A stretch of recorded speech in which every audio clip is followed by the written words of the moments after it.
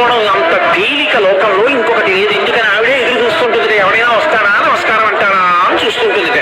సంతోషతరంగితస్య కామాక్షి, పరమ సంతోషంతో చెయ్యాలి. మనస్సు పొంగు రావాలి పూజ చేస్తుంటే. పూజ చేసేటప్పుడు పరమ సంతోషంతో ఉపచారం చేశాడనుకోండి అమ్మవారికి, అలా చేసిన వాడమ్మా మళ్ళీ పుట్టడం ఉండదు. ఒకవేళ అలా వాడు పుడితే సముద్రం మీద బండరాయి తేలినట్టన్నారు. ఆవిడ పాదములు పట్టుకుంటే ఆవిడ అనుగ్రహిస్తుంది. ఆవిడ పాదాలు పట్టుకోవడం అంత తేలిక లోకంలో ఇంకొకటి లేదు. ఎందుకని ఆవిడే ఎదురు చూస్తుంటుంది, ఎవడైనా వస్తాడా నమస్కారం అంటాడా అని చూస్తుంటుంది. సంతోషతరంగితస్య కామాక్షి, పరమ సంతోషంతో చెయ్యాలి. మనస్సు పొంగు రావాలి పూజ చేస్తుంటే.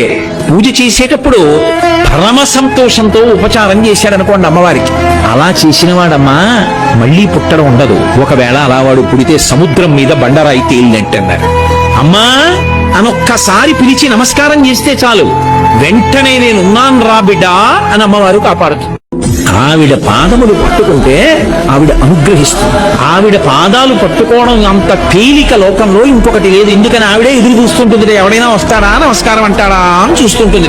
సంతోషతరంగితస్య కామాక్షి, పరమ సంతోషంతో చెయ్యాలి. మనస్సు పొంగు రావాలి పూజ చేస్తుంటే. పూజ చేసేటప్పుడు పరమ సంతోషంతో